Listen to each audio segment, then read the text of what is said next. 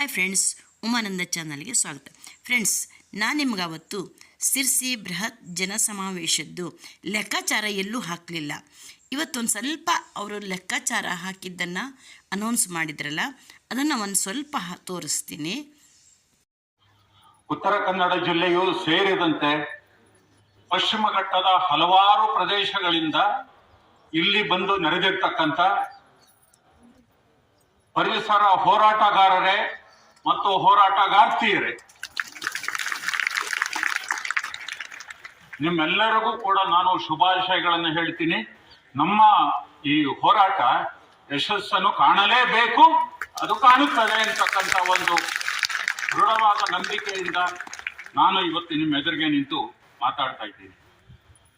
ಈ ಬೆಳ್ತಿಯನ್ನ ವರದಾ ನದಿಗೆ ಸೇರಿಸ್ತಕ್ಕಂಥ ಒಂದು ಯೋಜನೆ ಏನಿದೆ, ಇದು ಇಂಟರ್ಲಿಂಕಿಂಗ್ ಆಫ್ ರಿವರ್ಸ್ ಅಂತ ಹೇಳಿ ನದಿಗಳನ್ನ ಒಟ್ಟಾರೆ ಜೋಡಣೆ ಮಾಡತಕ್ಕಂಥ ಒಂದು ಭಾರತ ಸರ್ಕಾರದ ಕಾರ್ಯಕ್ರಮ ಏನಿದೆ, ಅದರ ಒಂದು ಭಾಗವಾಗಿ ಇದೆ.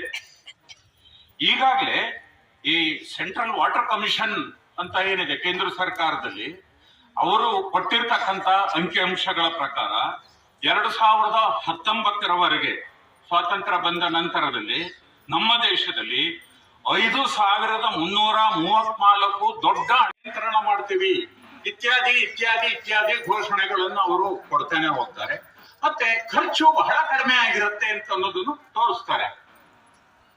ಈ 5334 ದೊಡ್ಡ ಡ್ಯಾಮುಗಳಲ್ಲಿ ಅತಿ ಹೆಚ್ಚಿನ ಡ್ಯಾಮುಗಳು 2000ಕ್ಕಿಂತ ಹೆಚ್ಚು ಡ್ಯಾಮುಗಳು ಇರ್ತಕ್ಕಂಥದ್ದು ಮಹಾರಾಷ್ಟ್ರದಲ್ಲಿ. ಆದರೆ ಇವತ್ತಿಗೂ ಕೂಡ ಮಹಾರಾಷ್ಟ್ರ ಅತಿ ಹೆಚ್ಚು ಬರಪೀಡಿತವಾದಂತ ರಾಜ್ಯ ಅಂತಂದ್ರೆ ಮಹಾರಾಷ್ಟ್ರ. ಸೊ ಇದರಿಂದ ನಮಗೆ ಗೊತ್ತಾಗತ್ತೆ, ಈ ದೊಡ್ಡ ಡ್ಯಾಮುಗಳ ಬಂಡವಾಳ ಪೂರಾ ಸಂಪೂರ್ಣವಾಗಿ 90 ಎಕರೆ ಅರಣ್ಯ ಮುಳುಗಡೆ ಆಗುತ್ತೆ, 325 ಎಕರೆ ಕೃಷಿ ಭೂಮಿ ಮುಳುಗಡೆ ಆಗುತ್ತೆ, ಊರೊಟ್ಟಿನ ಭೂಮಿ 220 ಎಕರೆ ಮುಳುಗಡೆ ಆಗುತ್ತೆ. ಒಟ್ಟು 2535 ಎಕರೆ ಅರಣ್ಯ, ಕೃಷಿ, ಊರೊಟ್ಟಿನ ಎಲ್ಲಾ ಭೂಮಿಗಳು ಸೇರಿ 2535 ಎಕರೆ ಭೂಮಿ ನಾಶವಾಗತ್ತೆ. ಇನ್ನು ಅಘನಾಶಿನಿಗೆ ಬರೋದಾದ್ರೆ, ಇದುವರೆಗೆ ನಾವು ಪರಿಸರದವರು ಎಲ್ಲೇ ಸೇರ್ಲಿ ಕೂಡ ನಾವೊಂದು ರೀತಿ ಒಂದು ಮೀಸೆ ತಿರುಗಿಸ್ತಕ್ಕಂಥ ಒಂದು ಸ್ಟೇಟ್ಮೆಂಟ್ ಕೊಡ್ತಿದ್ವಿ. ಏನಪ್ಪಾ ಅಂತಂದ್ರೆ, ನಮ್ಮ ಅಘನಾಶಿನಿ ನದಿ ಯಾವುದೇ ಡ್ಯಾಮ್ ಇಲ್ಲದೆ ಸ್ವತಂತ್ರವಾಗಿ ಮುಕ್ತವಾಗಿ ಹರಿತಾ ಇರ್ತಕ್ಕಂಥ ಒಂದೇ ಒಂದು ನದಿ ಅಂತಂದ್ರೆ ನಮ್ಮ ಅಘನಾಶಿನಿ ಅಂತ ಹೇಳಿ.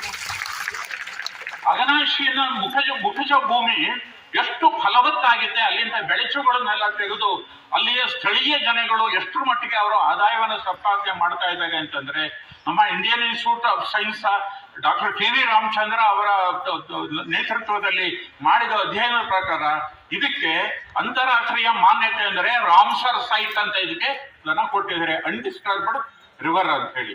ಆದ್ರೆ ಇವತ್ತು ಆ ಕನಸಿಗೂ ಕೂಡ ನಮ್ಮ ರಾಜ್ಯ ಸರ್ಕಾರ ಕಣ್ಣೀರನ್ನ ಎಸಿತಕ್ಕಂಥ ಕೆಲಸವನ್ನ ಮಾಡಿದೆ.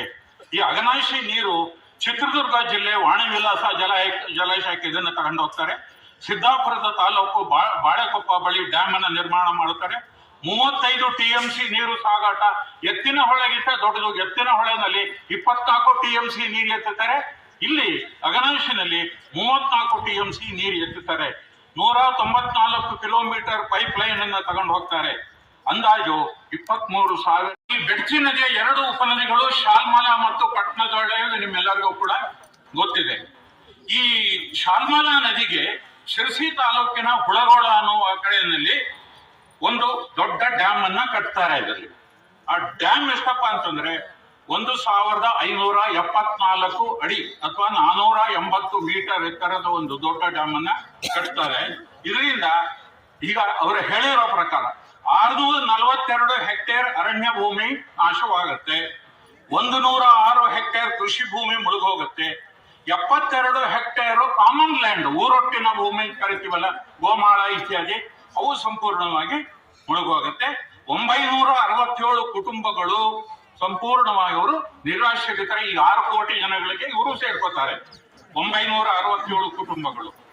ಈ ಡ್ಯಾಮ್ ನಲ್ಲಿ ಸಂಗ್ರಹವಾದ ನೀರನ್ನ 14.8 ಕಿಲೋಮೀಟರ್ ಉದ್ದದ 50 ಮೀಟರ್ ಅಗಲದ ನಾಲೆಯ ಮೂಲಕ ವರದಾ ನದಿ ನೀರನ್ನ ಸಾಗಿಸ್ತೀವಿ.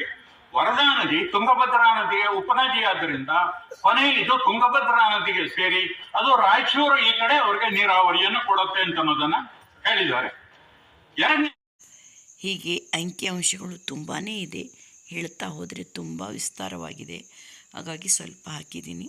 ಇನ್ನೂ ಯಾರು ನನ್ನ ಚಾನಲ್ ಸಬ್ಸ್ಕ್ರೈಬ್ ಮಾಡ್ಕೊಳ್ರಿ, ಶೇರ್ ಮಾಡಿರಿ, ಆಲ್ ಅಂತ ಬೆಲ್ ಐಕಾನ್ ಬಾರಿಸ್ರಿ. ಇಲ್ಲಿ ಸುಮಾರು 20-25,000 ಜನ ಸೇರಿರ್ಬೋದು. ಎಲ್ಲರಿಗೂ ಉಪಹಾರ, ಟೀ, ಕಾಫಿ ಇತ್ತು. ಒಂದು ಚೂರು ಏನೇನೂ ಗದ್ದಲಾಗಿಲ್ಲ, ಏನೂ ಗೌಜಿಲ್ಲ, ಶಿಸ್ತ ಇತ್ತು ಕಾರ್ಯಕ್ರಮ.